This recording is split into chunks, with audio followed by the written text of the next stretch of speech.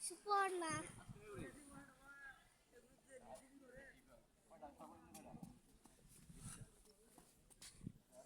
তোমার নামটা কি ভিডিও করতেছো? হ্যাঁ, কথা বলো। তো হাই গাইস, আমি আজকে সেন্টারের মধ্যে এসেছি, হয়তো তোমরা দেখতে পেরেছো কি পেরোনি আমি ঠিক জানি না। তো এখানে আমার লেখা আছে আমার নাম সুপর্ণা পুরকায়স্থ।